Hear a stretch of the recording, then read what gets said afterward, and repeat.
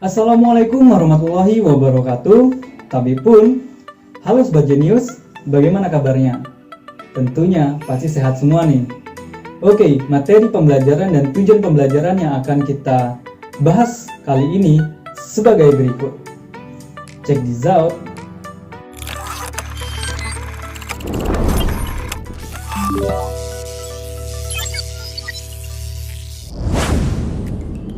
Oke Sobat Jenius, materi pembelajaran seni budaya kelas 9 semester 2 kali ini yaitu pada bab 10 yang berjudul pameran. Sedangkan tujuan pembelajarannya adalah Sobat Jenius mampu mengidentifikasi pengertian, fungsi, dan tujuan pameran. Nah Sobat Jenius, sudah tahu belum apa itu pameran? Iya, betul sekali. Pameran adalah kegiatan yang dilakukan oleh seseorang atau kelompok untuk mengkomunikasikan, memperkenalkan, memperlihatkan, dan memajangkan hasil karyanya untuk diamati, dihayati, dan diapresiasi oleh orang lain. Nah, dalam pameran ini dipimpin atau dikoordinir oleh seorang kurator yang berperan dalam menentukan arah dan tujuan pameran. Sudah tahu belum apa itu kurator? Ya, jadi kurator ini merupakan pengurus atau pengawas dalam bidang seni.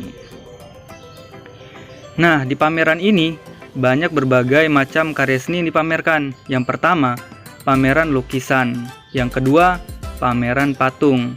Yang ketiga, pameran kriya. Nah, pameran kriya ini berisikan wayang kulit atau topeng.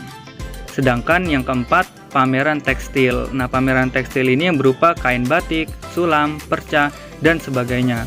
Kurang lebih ada 4 pameran yang akan diperlihatkan dalam pameran seni ini. Nah, secara umum, jenis pameran ini dikelompokkan menjadi 4 jenis berdasarkan jenis karya yang dipamerkan, jumlah pesertanya, waktu, dan tempat pelaksanaan pameran. Nah, pertama yang akan kita bahas yaitu berdasarkan jenis karyanya. Nah, ini dibagi menjadi 2 jenis. Yang pertama, pameran homogen. Pameran homogen ini pameran yang hanya memamerkan satu jenis karya saja. Contohnya dalam satu ruangan, itu hanya memamerkan misalkan seni lukis saja, seni patung saja, dan seni yang lainnya. Jadi hanya satu jenis seni saja. Sedangkan pameran heterogen ini merupakan pameran yang memamerkan berbagai macam jenis karya seni. Jadi di dalam satu ruangan ini menampilkan banyak seni.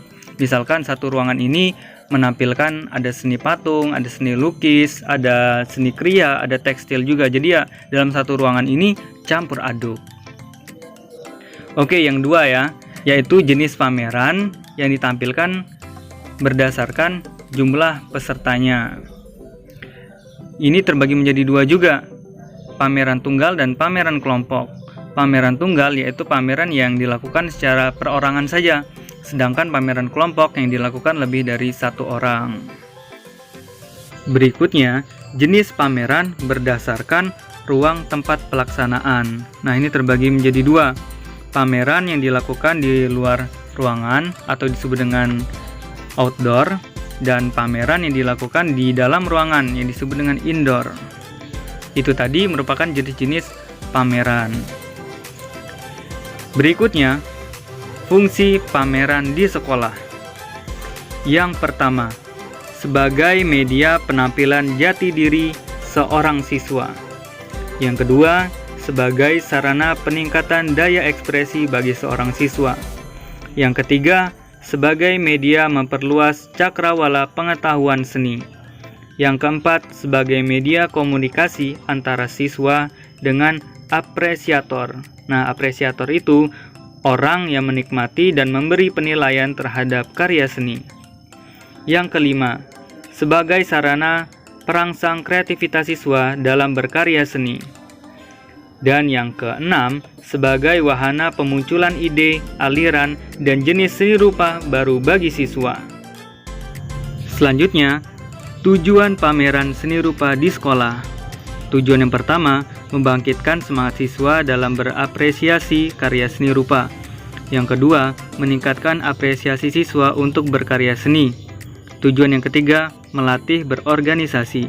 Yang keempat, melatih siswa mandiri dan bertanggung jawab terhadap tugas yang diembannya. Yang kelima, melatih bekerja sama dalam suatu kelompok. Nah, poin berikutnya kita akan belajar perencanaan pameran. Nah, tentunya dalam sebuah pameran harus direncanakan ya, jadi tidak bisa serta-merta langsung dieksekusi atau dilakukan pameran tersebut. Nah, dalam suatu kegiatan pameran, tentunya diperlukan adanya sebuah kelompok kerja. Nah, kelompok kerja ini disebut dengan kepanitiaan. Kepanitiaan itu adalah salah satu badan atau sekumpulan orang yang bekerja sama untuk mencapai tujuan tertentu. Nah, kepanitiaan ini juga terbagi menjadi dua jenis. Yang pertama, panitia pengarah atau disebut dengan steering committee. Yang kedua, panitia pelaksana atau disebut dengan organizing committee. Panitia pengarah adalah panitia yang bertugas memberikan arahan, nasihat, dan petunjuk kepada panitia pelaksana dalam menjalankan tugasnya. Sedangkan panitia pelaksana adalah panitia yang bertugas melaksanakan segala sesuatu yang berhubungan dengan teknis, pelaksanaan, dan bertanggung jawab atas kegiatan yang telah direncanakan dari awal hingga akhir. Dalam sebuah pameran, tidak hanya membutuhkan kepanitiaan saja, tetapi membutuhkan rencana kerja juga. Nah, apa sih itu rencana kerja?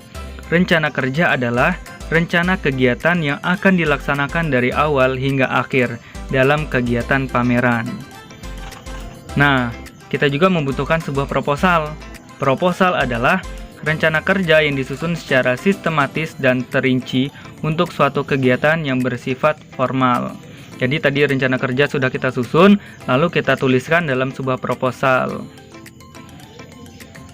Kemudian kita menyusun jadwal pameran. Nah, jadwal pameran ini juga sangat penting. Seperti materi pameran, kelengkapan pameran, tempat penyelenggaraan pameran, publikasi, waktu penyelenggaraan pameran, dekorasi, anggaran kegiatan, dan kepanitiaan. Jadi kita harus menyusun semua jadwal tersebut. Berikutnya, tahapan penyelenggaraan pameran seni rupa. Nah, di sini kita harus mempersiapkan penyelenggaraan pameran seperti publikasi, mengadakan seleksi, menyediakan perlengkapan, menyiapkan ruang pameran, dan menyusun acara pembukaan dan penutupan. Baru berikutnya kita melakukan evaluasi pameran. Nah, evaluasi ini sangatlah penting dalam kegiatan pameran. Evaluasi terbagi menjadi dua jenis, evaluasi proses dan evaluasi hasil. Evaluasi proses adalah evaluasi dari mulai perencanaan pameran sampai proses kegiatan. Sedangkan evaluasi hasil adalah hasil yang diperoleh secara keseluruhan dari kegiatan pameran tersebut. Oke Sobat Jenius, bagaimana? Mudah bukan materinya? Jika ada pertanyaan mengenai materi yang sudah disampaikan, silahkan tinggalkan jejak di kolom komentar. Kita berdiskusi secara bersama-sama. Baik, sampai jumpa di video yang akan datang. Saya akhiri, wassalamualaikum warahmatullahi wabarakatuh. Tapi pun, hatur nuhun for watching.